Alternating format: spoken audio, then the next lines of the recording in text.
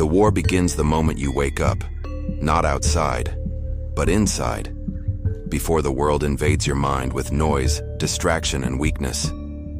There's a fleeting silence, a fragile space between sleep and awakening. Most men waste it. They reach for their phones, scroll through other people's lives, and surrender the battlefield before the fight even starts. But the few, the disciplined, the uncommon, they treat morning like sacred ground, because they understand that every day, the first hour decides who commands the rest of it. This isn't about motivation. It's about domination. Your thoughts, your emotions, your habits, all waiting for your first command. The man who fails to control his morning will be ruled by it. The man who conquers it will carry the calm of a warrior through chaos. The truth is simple. Life doesn't get easier. You just get sharper, colder, more deliberate. Every morning is an initiation, a ritual of rebirth where weakness dies and strength is chosen again and again. If you crave an unshakable mind, not the fragile calm that breaks under stress, but the silent power that endures, you must build it deliberately, one morning at a time. Because the world doesn't care about your feelings. It only respects discipline. Stay until the end. Because Habit 5 reveals the forgotten ritual. Ancient warriors used to forge clarity, command emotion, and move through life like a storm that cannot be broken. 1. Conquer the first hour. The first hour of your day is a mirror. It shows you who truly commands your life. If you wake up reacting, you've already lost. If you wake up choosing, you've already won. You open your eyes. The room is still dark. Your phone vibrates. Notifications, messages, the world demanding your attention before you've even taken your first breath of focus. You hesitate, then reach for it. And in that instant, you've handed over your mind. You've become a servant, not to purpose, but to impulse. But imagine something different. You rise slowly, in silence. You resist the noise. You take command of the first breath, the first step, the first thought. The air feels colder, heavier, because now it's real. You're not drifting through your day, you're directing it. The human mind is weakest when it wakes. It seeks comfort, familiarity, and distraction. That is why the first act you perform each morning programs your entire nervous system, either for chaos or control. Marcus Aurelius wrote, "At dawn, when you have trouble getting out of bed, tell yourself, 'I am rising to do the work of a human being.'" That's not poetic idealism, it's psychological warfare. The first hour trains your subconscious to either obey your higher will or your lowest craving. The Stoics called this premeditatio matutina, morning preparation, a time to assert mental sovereignty before the emotions and demands of others storm the gates. So tomorrow, when your alarm rings, remember, the battle has already begun. Do not reach for the world, reach for your discipline, because the man who conquers the first hour conquers himself. 2. Face the cold without flinching. Weakness hides in comfort. Every time you seek warmth before effort, ease before challenge, pleasure before purpose, you trade your strength for softness, and that softness spreads like a disease. You stand in front of the shower. The water is cold, sharp, merciless. Your hand hesitates above the knob. Your mind whispers, "Just make it warm. Just this once." But you already know what that voice is. It's the echo of weakness, the ghost of every excuse you've ever made. You breathe in. The air burns your lungs. Then you step forward. The cold hits like a wall. Your skin contracts, your heart races, your breath breaks into shards. For a few seconds, you're drowning in discomfort. But then, silence. The panic fades. The mind steadies. You've reminded your body who's in command. Modern men have been sedated by comfort. Warm water, soft beds, endless entertainment, all of it numbs the primal edge that once kept our ancestors alive. The Stoics practiced voluntary hardship for a reason, to build internal armor. Seneca wrote, "Set aside a certain number of days during which you shall be content with the scantiest and cheapest fare, and say to yourself, Is this the condition that I feared? He understood that comfort breeds fragility. When you willingly step into the cold, literal or symbolic, you train your nervous system to stay calm amidst chaos. Your mind learns a sacred truth. Pain is not your enemy, panic is. So face the cold. Step into discomfort daily. Because if you can endure what most people run from, you'll think, act, and move like a man who cannot be broken. And once you master your response to discomfort, you're ready to master your response to thought itself. 3. Sit in silence. Command your thoughts. Most men fear silence, not because it's empty, but because it's honest. In silence, there's nowhere to hide from yourself. You wake before dawn. The world is still. No voices, no screens, just the hum of your own thoughts. At first, it feels unbearable. The noise inside your head, the replay of failures, the anxiety for things that haven't even happened. You want to reach for distraction, to drown it out with sound, messages, anything. But you resist. You stay still. Minute by minute, the chaos settles. Thoughts become slower, clearer, like dust falling in sunlight.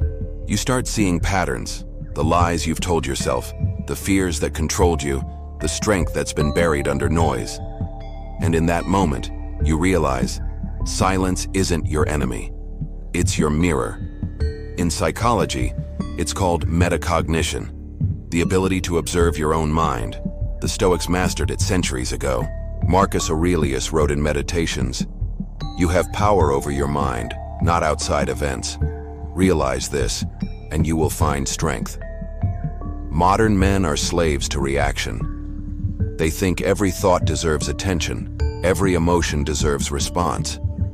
But the disciplined man sees them as clouds passing through the sky, temporary, meaningless, unless he gives them power. When you sit in silence, you're not escaping the world. You're recalibrating your command center. You're telling your mind, I am the master here. Sit alone. Listen to your thoughts. Don't judge them. Just see them. Because the man who can sit with his mind without flinching can face any storm without fear. And when your thoughts obey, your words and actions will follow. Next comes the weapon that forges that discipline into clarity, the written word. Number 4, write like a warrior. Your mind is a battlefield. Every unspoken thought is a soldier, some loyal, others traitorous. If you don't command them on paper, they'll turn against you in silence. You sit with a pen and a blank page. The quiet feels heavy. You don't know where to begin. Your thoughts are tangled, a storm of frustration, ambition, and confusion. But then you write one sentence, then another. The chaos begins to take shape. You realize that what you feared wasn't the truth. It was your own mind refusing to face it. You write what angers you, what drives you, what haunts you. And as the ink flows, the weight lifts. The fog clears. You start to see patterns, how the same mistakes repeat, how your emotions manipulate your judgment. You're no longer thinking, you're dissecting. You're no longer emotional, you're strategic. You've turned pain into data. Journaling isn't therapy, it's warfare. It's how you catch the enemy inside before he sabotages you. Marcus Aurelius didn't write Meditations for the world. He wrote it to keep his soul sharp amid the blood and politics of empire. Writing clarifies. It purges self-deception. Psychologically, it converts emotion into structure, turning raw reaction into reason. The Stoics believed that a man who does not reflect daily is a man doomed to repeat his mistakes eternally. So write, not for validation, not for beauty. Write to command your thoughts like legions, ordered, disciplined, loyal. Each page you fill is a brick in the fortress of your mind. And once the page is conquered, it's time to bring that strength into the physical world. 5. Train the body, fortify the soul. A weak body breeds a weak mind. You can't command your emotions when you can't even command your flesh. Discipline doesn't begin in the mind, it begins in motion. You don't want to move. The bed feels heavy, the air too still. Your muscles ache, your excuses are loud. But you move anyway. You lace your shoes. The world outside is cold and indifferent. And that's exactly why you go. The first push-up burns, the first lift trembles, the first mile feels endless. But somewhere in that pain, something ancient awakens, that raw animal clarity. Your breath becomes rhythm, your heart becomes hammer. You stop thinking, you're simply becoming. By the time you're done, the noise of the world has fallen silent. You realize this wasn't exercise, it was exorcism. Modern man has been disconnected from struggle.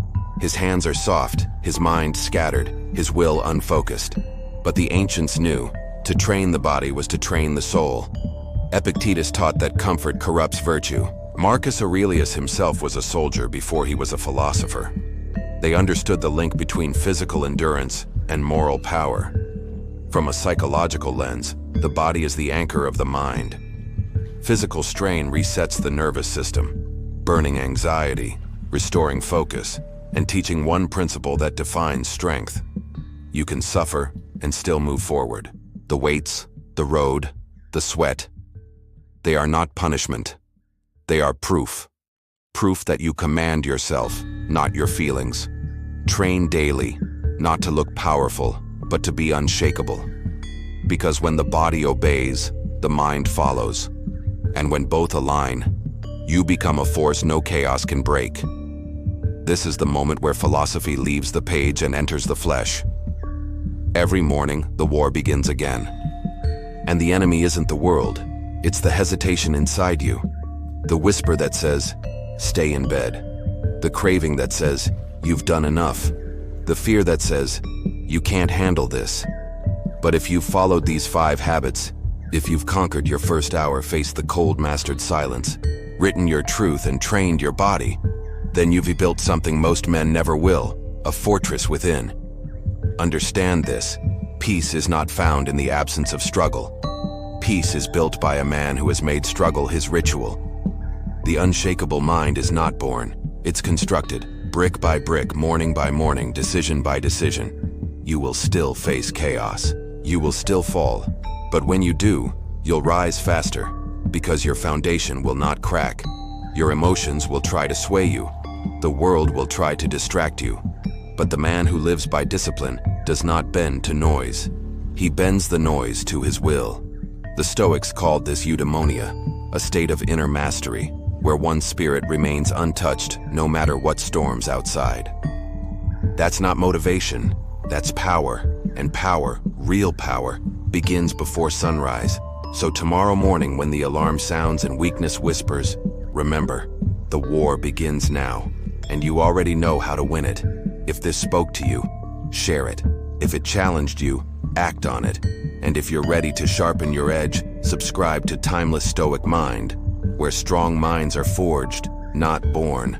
Rise early, train hard, think clearly, and build the fortress within.